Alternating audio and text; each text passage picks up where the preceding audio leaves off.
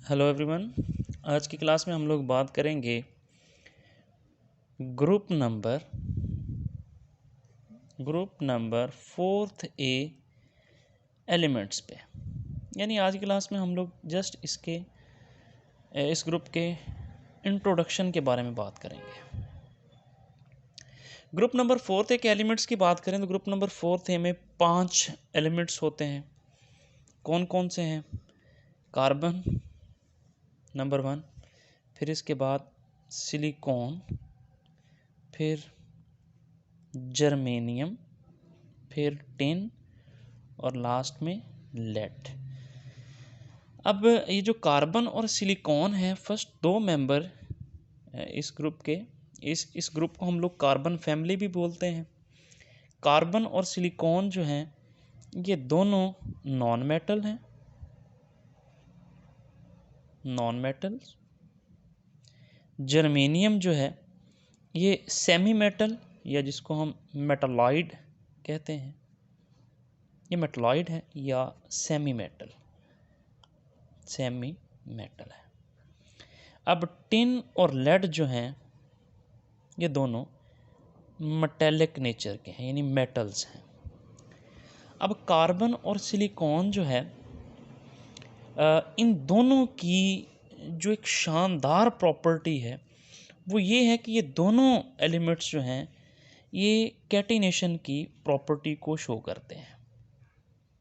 They show the phenomena of catenation, यानी long chains इनकी बनती हैं। कार्बन अपने जैसे दूसरे एटम कार्बन के साथ मिलकर लॉन्ग चेन बनाता है।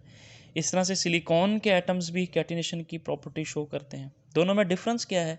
दोनों में डिफरेंस ये है कि कार्बन की जो कैटिनेशन है वो कार्बन के बॉन्ड के साथ है, यानी कार्बन फिर बॉन्ड फिर कार्बन, यानी एटम्स कार्बन के आपस में through single bond, double bond या ट्रिपल बॉन्ड के थ्रू जुड़ सकते हैं। कार्बन की वैलेंसी कितनी है? 4 है, क्योंकि इन सब के वैलेंस इलेक्ट्रॉन 4 होंगे। ग्रुप नंबर 4th एलिमेंट्स हैं तो सबके वैलेंस इलेक्ट्रॉन की तादाद जो है वो 4 ही है। अब ये कार्बन की कैटिनेशन है जिसमें कार्बन दूसरे कार्बन एटम के साथ through single bond, double bond या ट्रिपल बॉन्ड जो है वो कंबाइन अप हो सकता है। सिलिकॉन की जो कैटिनेशन है इसमें याद रखिएगा, सिलिकॉन का एक जो एटम है वो अपने जैसे दूसरे एटम के साथ थ्रू ऑक्सीजन बॉन्ड लिंक होता है। जैसे ये हम शो कर रहे हैं यहाँ पे सिलिकॉन, फिर ये ऑक्सीजन, फिर ये सिलिकॉन। अब यहाँ पे इसके भी 4 बॉन्ड हैं, ये हम 4 बॉन्ड पूरे कर रहे हैं इसके, ये इसके 4 बॉन्ड हो गए, यहाँ पे इसके 4 बॉन्ड हो गए, ऐसे करके। तो सिलिकॉन जो है वो अपने जैसे दूसरे सिलिकॉन के साथ थ्रू ऑक्सीजन बॉन्ड लिंकेज होता है और कार्बन में कार्बन कार्बन का ही डायरेक्ट लिंकेज होता है। तो दोनों ही कैटिनेशन की प्रॉपर्टी को शो करते हैं। अब एक बात और भी याद रखें, अगर हम सिलिकॉन के बारे में आपने कंफ्यूज नहीं होना, सिलिकॉन जो है एग्जैक्टली नॉन मेटल है। इसकी एक बड़ी सिंपल रीज़न ये है कि जो मेटल्स होती हैं ना, इनकी जो है वो ये एबिलिटी होती है कि इनकी हम हैमरिंग करके इनको वायर्स में, इनको शीट्स में, यानी metals are malleable and ductile, यानी इनको हम वायर्स और शीट्स में कन्वर्ट कर लेते होते हैं। अब जब हम इस कॉन्टेक्स्ट में सिलिकॉन को देखते हैं ना, तो सिलिकॉन की हम वायर्स नहीं बना सकते, ये मेलिएबल डक्टाइल नहीं है, तो इसका मतलब ये मेटल तो नहीं है। अब ये सिलिकॉन जो है ना, जब हम सिलिकॉन को थोड़ा टेम्परेचर ज़्यादा दे दें या सनलाइट में एक्सपोज कर दें तो ये एक अच्छा कंडक्टर बन जाता है। तो इस कॉन्टेक्स्ट में अगर हम सिलिकॉन को देखें तो सिलिकॉन जो है इसको हम लोग मेटलॉइड या समटाइम सेमी कंडक्टर भी बोलते हैं। वैसे आप हमेशा याद रखें कि सिलिकॉन नॉन मेटल है। क्यों? चूँकि ये मेलिएबल डक्टाइल नहीं है कि इसको हम मेटल जो है वो इसको मेटल्स का नाम दे दें या मेटल्स बोल दें इसको, तो कंडक्टिविटी इसकी थोड़ी इंक्रीज़ हो जाती है। वैसे नॉर्मल टेम्परेचर पे तो ये नॉन कंडक्टर है, इंसुलेटर है, लेकिन हाई टेम्परेचर पे या सनलाइट जब एक्सपोज करते हैं, सिलिकॉन को एक्सपोज करते हैं सनलाइट में, तो इसकी कंडक्टिविटी थोड़ी इंक्रीज़ हो जाती है। इस कॉन्टेक्स्ट में हम इसको सम टाइम सेमीकंडक्टर या मेटलाइड भी बोल देते हैं।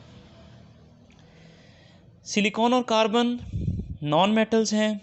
क्यों? चूँकि इन दोनों के जो ऑक्साइड हैं वो वाटर के अंदर जब हम इनको ऐड करते हैं तो वो अपने करस्पॉन्डिंग एसिड में कन्वर्ट हो जाते हैं। तो इसलिए हम बोल सकते हैं कि oxides of carbon and silicon are acidic in nature. Acidic in nature होते हैं। कैसे?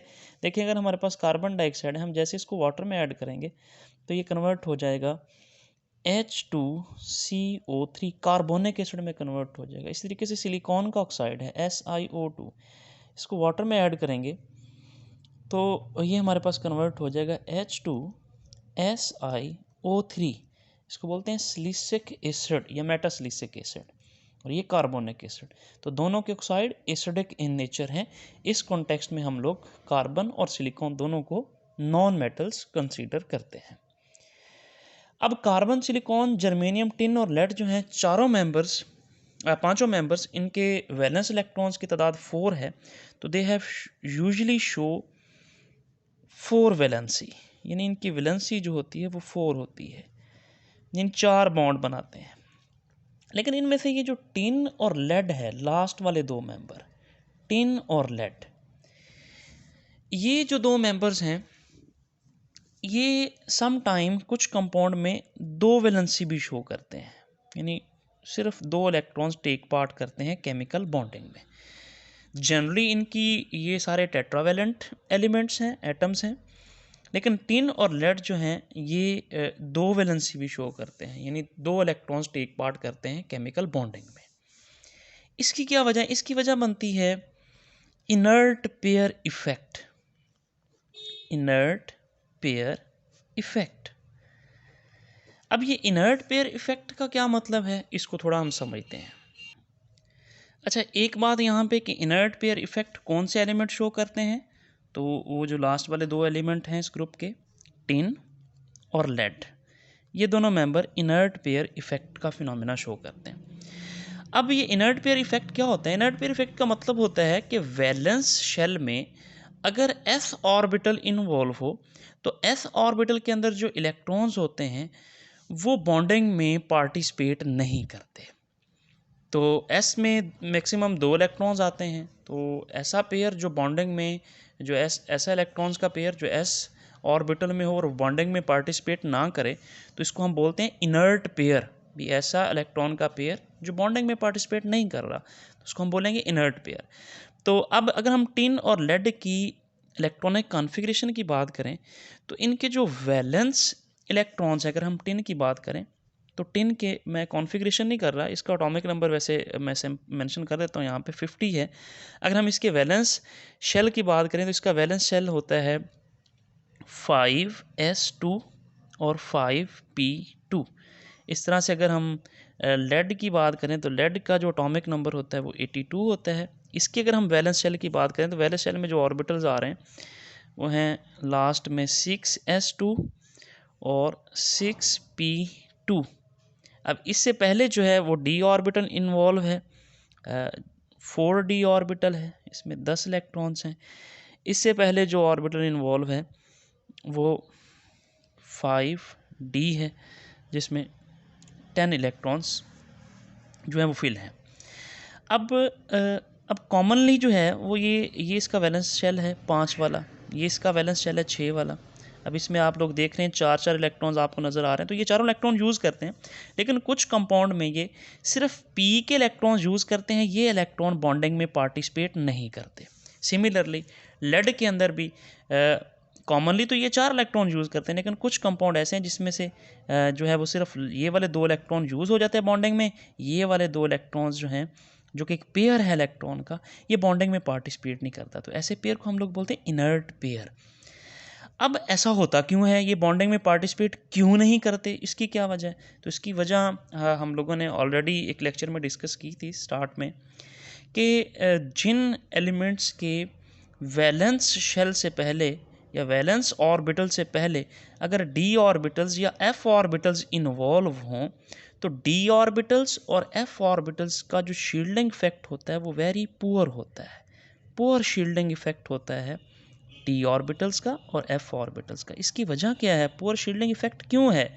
पुअर शील्डिंग इफेक्ट की वजह हमने आपको लास्ट लेक्चर में बताई थी कि पुअर शील्डिंग इफेक्ट इनकी शेप की वजह से होता है। ये डी ऑर्बिटल्स हों या एफ ऑर्बिटल्स हों, ये बहुत ज़्यादा डिफ्यूज्ड ऑर्बिटल होते हैं। यानी अगर डी ऑर्बिटल और एफ ऑर्बिटल्स के अंदर इलेक्ट्रॉन्स होंगे तो वो इलेक्ट्रॉन्स इतनी ज़्यादा यूनिफॉर्मली डिस्ट्रीब्यूट नहीं होते जैसे एस ऑर्बिटल में होते हैं। एस ऑर्बिटल की spherical shape, electrons uniformly distribute हैं। डी और एफ ऑर्बिटल्स के अंदर इलेक्ट्रॉन्स यूनिफॉर्मली डिस्ट्रीब्यूट नहीं होते क्योंकि ये ऑर्बिटल्स डिफ्यूज्ड हैं, इनकी शेप ही इस तरह की है, तो इलेक्ट्रॉन्स इतनी ज़्यादा जगह कवर नहीं कर रहे होते। तो जब इलेक्ट्रॉन्स यहाँ पे इतने ज़्यादा फैले हुए नहीं हैं तो न्यूक्लियस की इन वैलेंस इलेक्ट्रॉन्स के ऊपर ग्रिप बहुत ज़्यादा हो जाती है, जिसकी वजह से ये फिर आसानी से बॉन्डिंग में पार्टिसिपेट नहीं कर पाते। तो poor shielding effect of D and F orbitals की वजह से एस के इलेक्ट्रॉन्स बॉन्डिंग में पार्टिसिपेट नहीं करते। इस पेयर को इनर्ट पेयर बोला जाता है और इस इफेक्ट को इनर्ट पेयर इफेक्ट बोला जाता है। तो टिन और लेड के जो दो वैलेंसी है इसकी, यानी दो इलेक्ट्रॉन्स यूज़ करते हैं। जैसे हमारे पास कंपाउंड है इसका SnCl2, ये इसके ऊपर एक लोन पेयर की फॉर्म में हम पेयर बना देते हैं। लेड का कंपाउंड है हमारे पास PbCl2। तो अब आप इन दोनों कंपाउंड में देखें, टिन ने कितने बॉन्ड बनाए हैं? 2 बॉन्ड बनाए हैं। लेड ने क्लोरीन के साथ यानी 2 क्लोरीन को अपने साथ जोड़ा हुआ है, तो 2 वैलेंसी है लेड की यहाँ पे टिन की 2 वैलेंसी है। तो 2 इलेक्ट्रॉन्स जो इनर्ट पेयर की फॉर्म में इसके ऊपर हैं वो दरअसल डी ऑर्बिटल्स की जो कि टिन और लेड में मौजूद हैं, इनकी वजह से इनर्ट पेयर इफेक्ट हुआ। इनर्ट पेयर इफेक्ट की वजह से इन दोनों एलिमेंट्स ने 2 वैलेंसी को भी शो किया।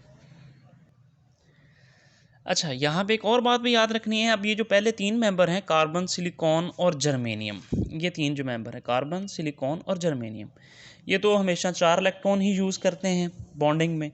ये वाले 4 भी यूज़ करते हैं और 2 इलेक्ट्रॉन्स भी बॉन्डिंग में यूज़ करते हैं। अब जब इनका 4 वाला कंपाउंड होगा, जैसे अगर हमारे पास कंपाउंड है SnCl4 या हमारे पास कंपाउंड है PbCl4, तब हम ऐसे कंपाउंड्स को जिसमें टिन और लेड की वैलेंसी जो है PbCl4 टेट्राक्लोराइड की बात कर रहे हैं, यानी 4 बॉन्ड बना रहे हैं यहाँ पे, तो ऐसे कंपाउंड में हम लोग इनको बोलते हैं स्टेनिक। इसको बोलेंगे स्टेनिक क्लोराइड, स्टेनिक क्लोराइड या स्टेनिक टेट्राक्लोराइड बोलेंगे या स्टेनिक बोल देंगे। स्टेनिक का मतलब जब टिन 4 बॉन्ड शो कर रहा हो, तो इसका नाम होगा स्टेनिक क्लोराइड। इसका नाम क्या होगा? इसका नाम होगा प्लम्बिक क्लोराइड, प्लम्बिक, तब इसको हम बोलेंगे प्लम्बिक क्लोराइड। और जब इसके कंपाउंड ऐसे होंगे जिसमें टिन और लेड 2 वैलेंसी शो कर रहे होंगे, यानी अगर हमारे पास कंपाउंड हो SnCl2 या हमारे पास हो लेड Cl2, तब इनके नाम क्या होंगे? तब नाम होगा स्टेनस क्लोराइड, यानी क्या नाम होगा? Stannous chloride. जब टिन की वैलेंसी 2 होगी तब बोलेंगे स्टेनस क्लोराइड और लेड को बोलेंगे प्लम्बस क्लोराइड, प्लम्बस क्लोराइड। तो वैसे हम जनरली इनको लेड क्लोराइड बोल देते हैं, इसको लेड टेट्राक्लोराइड बोल देते हैं, इसको लेड डाइक्लोराइड बोल देते हैं, इसको टिन डाइक्लोराइड बोल देते हैं, इसको टिन टेट्राक्लोराइड बोल देते हैं। कॉमनली तो हम ऐसे बोल देते हैं, लेकिन इनकी एग्जैक्ट नेमिंग क्या होगी? स्टेनिक, जब टिन और लेड जो है वो 4 बॉन्ड शो कर रहा होगा तब स्टेनिक और प्लम्बिक, और जब 2 तब स्टेनस और प्लम्बस का नाम हम लोग बोलेंगे। अच्छा जी, तो हम कुछ कॉमन प्रॉपर्टीज़ की बात करें। जैसे हमने अभी बात की कि सभी की वैलेंसी जो है वो 4 है, कॉमनली 4 बॉन्ड बनाते हैं। ये जो 2 बॉन्ड बनाते हैं उनकी हम रीज़न को डिस्कस कर चुके हैं। इसी तरह से इन सारे एलिमेंट्स की जो कॉमन प्रॉपर्टी है 5 एलिमेंट्स इस ग्रुप के, कि ये हाइड्रोजन के साथ मिलके हाइड्राइड्स भी बनाते हैं। हाइड्राइड्स बोलते हैं हाइड्रोजन के साथ कंपाउंड जब ये जुड़ जाएं, जैसे जिसको हम कॉमनली अगर हम सिंपल लिखें तो MH4, इस M का मतलब कोई भी एलिमेंट, कार्बन लगा दें यहाँ पे तो CH4 मीथेन बन जाएगा, सिलिकॉन लगा दें तो सिलीन बन जाएगा, जर्मेनियम, टिन, लेड, यानी सारे हाइड्रोजन के साथ कंबाइन होकर हाइड्राइड्स बनाते हैं।